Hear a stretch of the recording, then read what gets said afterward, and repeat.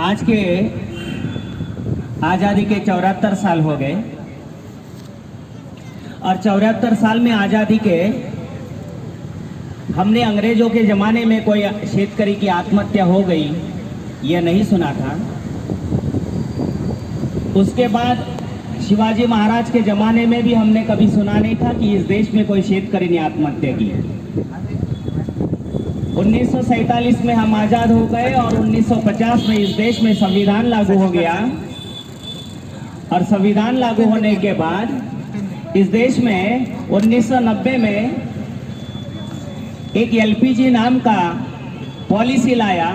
उस समय केंद्र की सरकार थी, केंद्र में कांग्रेस की सरकार थी और उस कांग्रेस के सरकार का प्रधानमंत्री मनमोहन सिंह था। एलपीजी मतलब लिबरलाइजेशन, प्राइवेटाइजेशन, ग्लोबलाइजेशन, खासगीकरण, उदारीकरण, वैष्णवीकरण। और उसके बाद इस देश के 90 के बाद इस देश के कुछ हालात बदल गए।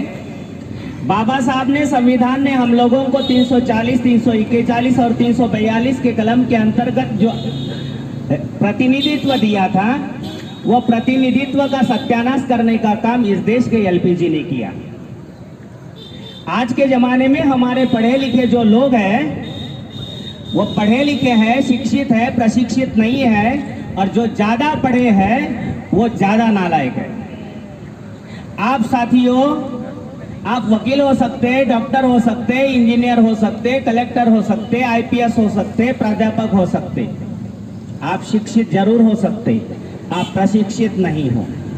अगर आप प्रशिक्षित होते तो इस देश की जो व्यवस्था है और व्यवस्था ने हम लोगों को जो गुलाम बनाया है उसके संदर्भ में आप जरूर सोचते।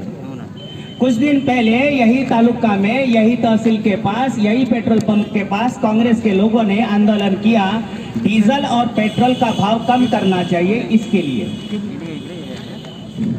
आप लोग पेपर पढ़ते हो, घर में टीवी देखते हो, लेकिन सभी बात का जानकारी नहीं रखते हो। इसलिए मैं आपको जानकारी के तौर पर बताना चाहता हूँ, दुनिया में जो 192 देश है, 192 देशों में सबसे ज्यादा पेट्रोल महंगा भारत में है। हमारे बाजू में पाकिस्तान है, इधर श्रीलंका है, उधर नेपाल है, उधर भूटान है। सभी जगह 50 के अंदर सभी जगह पेट्रोल है, डीजल है, लेकिन भारत में 100 रुपया के ऊपर आज पार कर दिया। 2-3 साल पहले भारत में जो भूखमरी आई थी उस समय सरकार ने 1 लीटर पेट्रोल के दाम पर 2 रुपया सरकार के खाते में जाना चाहिए, इसलिए सरकार ने उसको लगा दिया। वो 4-5 साल हो गया तब भी उसको 2 रुपया अभी तक कम नहीं किया।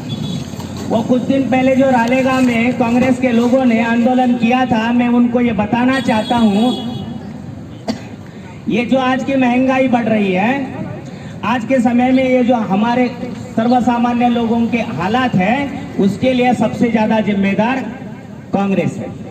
क्यों?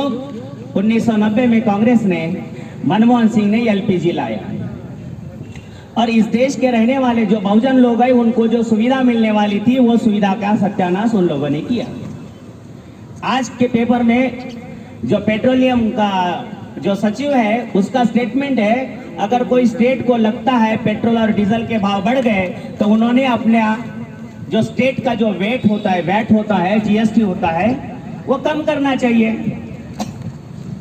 तो ये भारत में, ये जो महाराष्ट्र में जो आघाड़ी की सरकार है, आघाड़ी के सरकार में जो अलग अलग पॉलिटिकल पार्टी के लोग हैं वो पेट्रोल पंप पर जाके आंदोलन करते हैं, लेकिन वो ये नहीं कहते अपने मंत्री लोगों को या अपने सरकार को कि राज्य सरकार जो उसके ऊपर वैट लगाता है उसको कम कर दो। इसलिए तो मैंने आपको बोला था पहले, आप पढ़े लिखे जरूर हो सकते हो, सुशिक्षित जरूर हो सकते हो, शिक्षित जरूर हो सकते हो, लेकिन प्रशिक्षित नहीं हो सकते। साथियों, आज के समय में इस देश में इतनी सारी महंगाई इस बात से हो गई, उसके पहले मैं आपको कुछ उदाहरण देना चाहता हूं कि आज के समय में इतनी सारी महंगाई होने के बावजूद भी घर में जो लोग हैं वो लोग बाहर इसलिए नहीं निकलते हैं क्यों कि वो उनको गुलाम होने की आदत हो गई है। गुलाम का मतलब ये होता है हमारे ऊपर अन्याय होता है, अत्याचार होता है, तब भी वो खामोश बैठता है। इसलिए बाबा साहब ये कहते हैं की गुलामाला गुलामीची जाणीव करून द्या, म्हणजे तो बंड करून पेटून उठेल। यासाठीच आजचं हे धक्का मारो आंदोलन बहुजन मुक्ती पार्टीचं। मी बहुजन मुक्ती पार्टीचा सदस्य नाही, पण मी भारत मुक्ती मोर्चाचा जिल्हा अध्यक्ष आहे आणि जिल्हा अध्यक्ष ह्या नात्याने ह्या देशामध्ये ज्या वेगवेगळ्या समस्यावर जी लोक आंदोलन करतात त्या आंदोलनाला मी सशर्त पाठिंबा देते। साथियों, आज के समय में इस देश में जो हो रहा है महंगाई के संदर्भ में, ये महंगाई ये एक सरकार की बहुजन लोगों को गुलाम बनाने की लिए बनाई गई है। कुछ सालों पहले भारत के संदर्भ में ये कहा जाता था कि भारत सोने की चिड़िया का देश है। आज के समय में सोने की चिड़िया खत्म हो गई और खाली कुछ क्या रहा पता नहीं चल रहा। साथियों, इसीलिए पूरे महाराष्ट्र में 367 तालुका में आज का ये समय धक्का मारो आंदोलन, इस आंदोलन चल रहा है। साथियों, कुछ दिन पहले बीजेपी के लोगों ने यहीं पे आंदोलन किया था।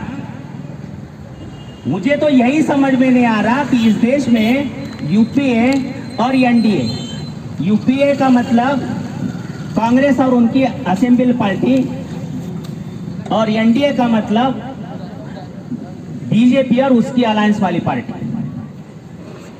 आज के समय में ये कांग्रेस के लोग पेट्रोल पंप पर जाकर आंदोलन करते हैं। मैं तो उनको खुले मैदान में चुनौती देता हूं, अगर कोई आर्या गहरा नत्थू खैरा है तो हमारे साथ यहीं पे बैठे और डिबेट डिस्कशन करें।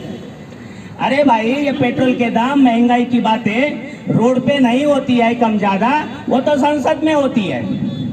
महाराष्ट्र से, पूरे भारत से कांग्रेस के पास 45 खासदार है और उसके अलायंस के पास 151 है।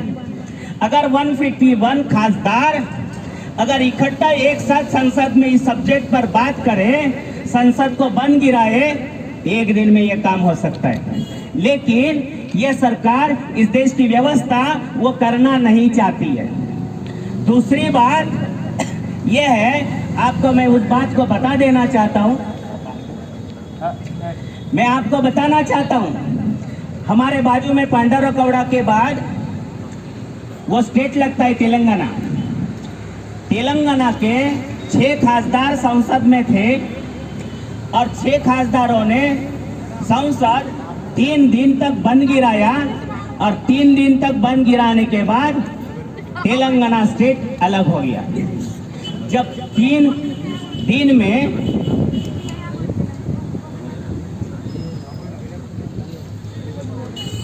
में संसद बंद करके तेलंगाना के 6 खासदार तेलंगाना स्टेट की निर्मित कर सकते हैं। कांग्रेस और कांग्रेस के अलायंस के जो 151 जो खासदार है संसद में अगर हंगामा कर देते हैं तो हमारी सभी समस्या से मुक्ति पा लेंगे, लेकिन वो नहीं करते हैं। मैं गधा आदमी हूं, मेरे को ये बात समझती है, वो तो पढ़े लिखे हैं, उनको नहीं समझती, लेकिन वो लोग नहीं करना चाहते। पूरे भारत में आज के समय में अगर कोई विरोधी पक्ष इस देश में होगा, वो बामसेप और बामसेप के ऑफशूट विंग के जो 88 अलग अलग विंग है, वही आज के समय में विरोधी पक्ष के तौर पर काम कर रहे हैं। वो लोग कहते हैं जिनकी सत्ता होती है। कुछ दिन पहले यवतमाल में राष्ट्रवादी कांग्रेस के विद्यार्थी के लोगों ने एक निवेदन दिया और उसमें यह लिखा था कि परीक्षा फी के संदर्भ में माफ करना चाहिए। तो मैंने मैसेज डाला था, अरे भाई, आपका मंत्री है, आपका सरकार है, आपने हमारी समस्या छुड़ाना चाहिए, इसलिए आपको वो सत्ता में बिठाया है, और आप ही अगर निवेदन देते हैं तो उसका क्या मतलब है? अगर कैबिनेट में जो मंगलवार की कैबिनेट होती है उस मीटिंग में आपका मंत्री अगर वो रखता है बात, 1 मिनट में प्रॉब्लम सॉल्व होगा। लेकिन वो लोग हम लोगों को गधा बनाने का ये प्रोग्राम करते हैं और हम लोगों को गधे बनाते हैं। बहुत कुछ बात बोलना चाहता हूं ताकि ये पुलिस वाले हैं तो ये भी सुनेंगे, तो उनको भी पता चलेगा इस देश में क्या हो रहा है। साथियों, कुछ दिन पहले अटल बिहारी वाजपेयी का स्मृति दिन आया था। उसमें एक लड़के ने अपने व्हाट्सएप पर स्टेटस रखा, भावपूर्ण श्रद्धांजलि। मैंने उसके बाप को फोन किया, मैं बोला भाई साहब स्टेटस आपका बहुत अच्छा है। तो बोले हाँ वो बच्चे ने रखा। मैं बोला आप तो मास्टर हो, आपको तो पगार है, आपको पेंशन भी मिलेगा। नहीं ना, बोले विजय भाई हमको पेंशन नहीं मिलेगा। मैं बोला कौन, कैसे क्या नहीं मिलेगा? नहीं, बोले वो 2005 से बंद हो गया। तो मैं बोला आपको उसको जानकारी है ये 2005 में किसने बंद किया? तो बोले नहीं मालूम नहीं। तो मैं बोला जिसका स्टेटस रखा आपने उसने तो 2005 में तुम्हारा पेंशन बंद करवा दिया।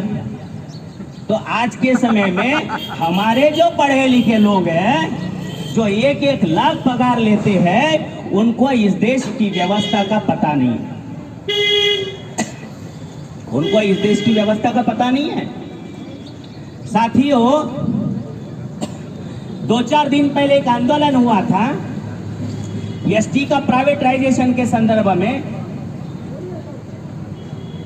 बामसेट की जो अपशूट विंग है बहुजन कर्मचारी संघ आरएमबीकेएस, उसके बैनर के ऊपर महाराष्ट्र के 367 तालुका में एक निवेदन दिया गया। जैसे ही निवेदन दिया, 7 तारीख को निवेदन दिया गया, 8 तारीख को अजित पवार ने अपने कैबिन में सभी लोगों की मीटिंग बिठाई, 600 करोड़ रुपया एसटी को दिया। ये संगठन में ताकत है। जो ये कहते हैं ना कुछ लोग, क्या विजय राज तुम्हारे आंदोलन में तो 2-4 ही लोग दिखते हैं, क्या विजय राज तुम्हारे आंदोलन में तो लोग ही नहीं आते। अरे लोग आते हैं नहीं आते हैं वो बात अलग है। जो सत्ता में थे, जो आंदोलन करते हैं, उसका आंदोलन से कुछ नहीं होता। जो सत्ता में नहीं है वो आंदोलन करते हैं, दूसरे दिन उसको दखल लेती है सरकार। साथियों, ये संगठन में ताकत होता है, पावर होता है। आज के समय में इस देश में ये जो महंगाई चल रही है, ये महंगाई सरकार ने जानबूझकर बनाई है। ये सरकार ने जानबूझकर बनाई है। अभी 2-4 दिन पहले का एक स्टेटमेंट है अर्थ मंत्री का और मोदी का। जो केंद्र के लेवल के, स्टेट के लेवल के जो कर्मचारी है, वो कर्मचारी 2 साल से कोरोना के समय से वो घर पे पगार ले रहे हैं, उसका 25% पगार आने वाले महीने में कम होने वाला है। तो हम लोग कुछ आंदोलन करेंगे, कुछ लोग उसके जो पक्ष में काम करते हैं बोलेंगे रहने दो ना यार, 2 साल से तो घर में बैठा है, क्या हो रहा? पहले 25% कम करेंगे, बाद में 50% कम करेंगे, बाद में बोलेंगे सबको 5 किलो गेहूं मिल रहा ना, फिर तुमको भी मिल रहा, तुम खाओ वो भी खाओ। आज का स्टेटमेंट है भाई साहब, सभी स्कूलें बंद होगी, सभी बच्चों को ऑनलाइन पढ़ाया जाएगा। जैसे ही ऑनलाइन पढ़ाया जाएगा, अरे स्कूल में जाते तो पूरे पास नहीं होते भाई, ऑनलाइन में पास होने वाले हैं। आज के समय में जो भी सरकारी नौकरी करने वाले लोग हैं, उनकी आखिरी पीढ़ी है सरकारी नौकरी करने वालों की, और जब उसका पगार खत्म हो जाएगा तो उसको पता नहीं चलेगा। ये मैं हवा में नहीं बोलता हूं। अगर कोई इसके संदर्भ में डिबेट डिस्कशन करना चाहता है, यही बैठता है, मैं भी यही बैठता हूं। सरकार के सभी जीआर में आपको दिखाना चाहता हूं। साथियों, इस देश में एक तरफ कोरोना महामारी चल रही, कोरोना महामारी से सभी छोटे मोटे दुकानें बंद है, सभी बड़े बड़े रालेगांव के जो दुकानें वो भी बंद है। लेकिन इस देश